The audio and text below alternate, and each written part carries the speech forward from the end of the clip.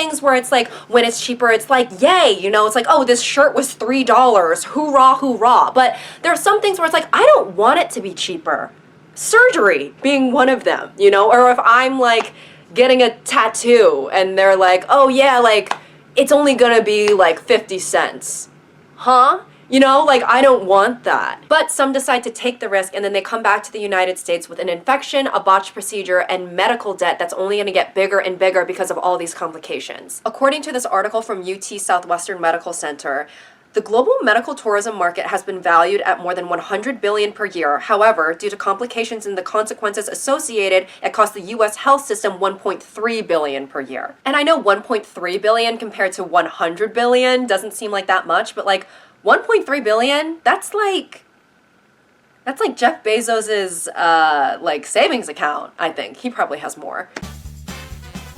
More than 80% of US plastic surgeons say they have cared for patients who traveled overseas for cosmetic procedures, managing infections, surgical complications, or attempting to salvage a botched procedure. While there are many good-intentioned, well-trained surgeons around the world, one thing is for sure: if the price of a cosmetic procedure seems too good to be true, the clinic is almost certainly cutting corners somewhere, and that puts your health and safety at risk. And then I'm just gonna read some of these headlines because I don't know if I can show the pictures because it might be too graphic. Florida woman loses nipples, nearly dies after botched plastic surgery abroad. Nearly dies? You wouldn't be able to have an open casket, or, well, I guess no one's nipples are normally showing during an open casket. You could still have it, girl. Woman claims cheap lip fillers left her with infected rock-solid sausages. Botched Brazilian butt lift leaves mom with lopsided rear after she was close to dying. Mom says botched weight loss surgery abroad turned her skin black and destroyed her life. I think that the normalization of plastic surgery has made people forget that it's still surgery. And it's like, can be a very serious thing. If you aren't at a facility that can give you like prophylactic antibiotics to prevent infection, or, you know, have the resources available in case you do have a reaction, or a sterile environment to do the procedure, I mean, that's just a recipe for disaster. Anytime you break the skin barrier, let alone introduce foreign matter into your body, there is going to be a risk for infection, okay? If you're getting a boob job and your surgeon walks in with 2 Ziploc bags full of clam chowder, run. You could literally leave this earth, or your life could be severely altered over something that really didn't even need to be done in the first place. But you know, I don't think these things always come up due to a lack of research. I think sometimes people do the research and then they decide that the risk is worth it because that is how badly they want to achieve a beauty standard. Okay, what do you mean you can't come to my wedding? You're my maid of honor. Okay, well, this is kind of hard for me to say, but I'm getting surgery. Oh my God. I'm so sorry. I didn't know that. Is everything okay? No. What's wrong? It's honestly like pretty devastating for me to even talk about, so. Okay, yeah, no, we don't have to talk about it. Yeah, I'm just like really ugly.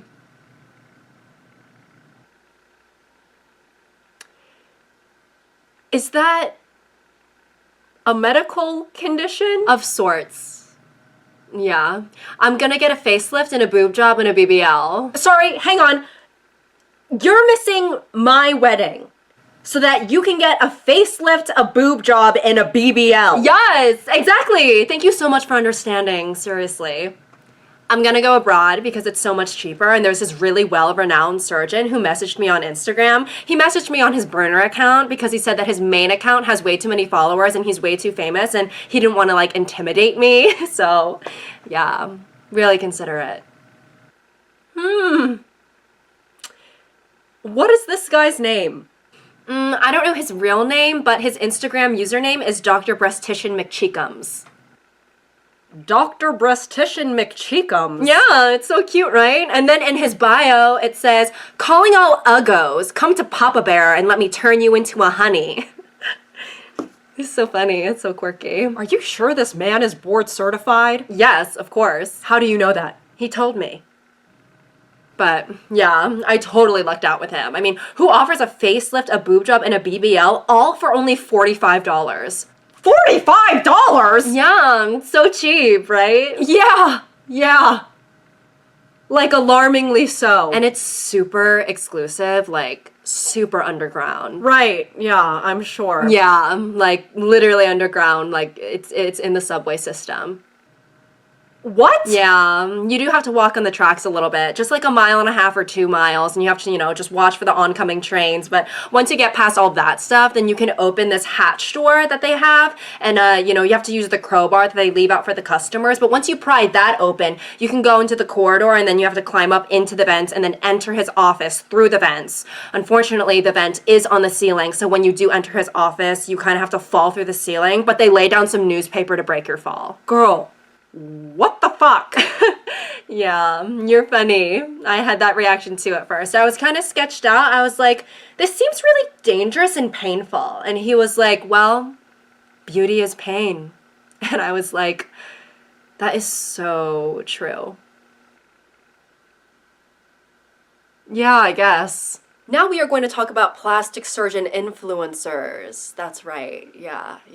Me about to go under for my surgery, and the last thing I see is my surgeon doing the renegade over me. But before we get into that, I want to talk a little bit about the ethics of plastic surgery in general. Plastic surgery as a whole is ethical in the way that everyone who chooses to do it is getting it on their own free will. No one is holding a gun to these people's head like, do you want lip filler or death? Everyone has the right to do what they want with their body, right? And it is objective that attractiveness can help with self-perception and how others perceive you and therefore how others treat you. Given that how you look is so ingrained into how others think of you and how they treat you, I don't blame you for getting work done. I mean, there's people who talk about getting plastic surgery or losing weight and all this stuff, and they are like, wow, this is how hot people live in the world. That like people are opening doors for me and they're saying things like please and thank you. This is a whole new world. People who get plastic surgery as a whole, I don't think that they're thinking about the indications for society overall. I think that they're just thinking about what it could mean for themselves and their own confidence in their own life, which is, obviously fair. And to be honest, it can be a lot easier to chase a beauty standard than to change it. I mean, there was a point in time where I even, thought about getting plastic surgery. Does that make me a bad person?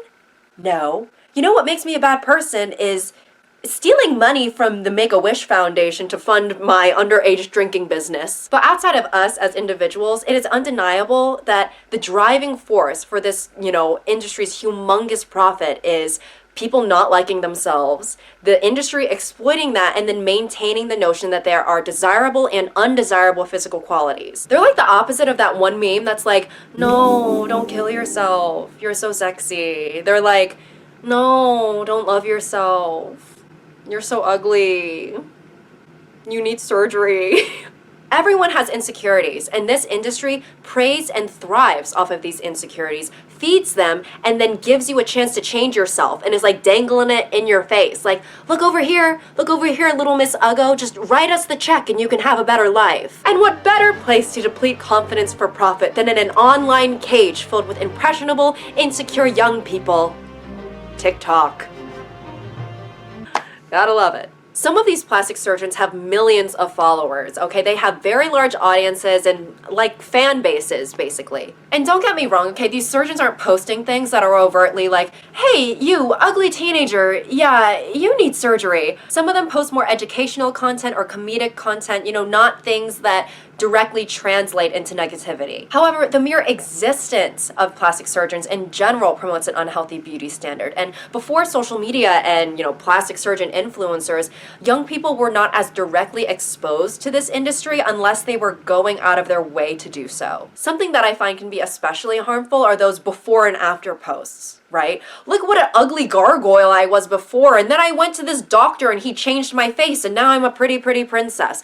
And I understand that a lot of these before and afters are coming from the patients themselves, the people who got the surgery are posting their results. But if you're a surgeon and you're posting your before and afters, I mean, I understand that you want to show your work, but what you're doing is solidifying that there is an ugly way to look and then a pretty way to look, right? And then if you're also just posting jokes about people's bodies, or if you are giving any indication that there is a better versus worse version of a physical quality, then you are making insecurities for people in an even more active way that goes beyond just the very existence of your profession in general. In any field, branding can be very beneficial. So I logically understand why they do it. But now it's like you'll see all these plastic surgery posts and then there's kids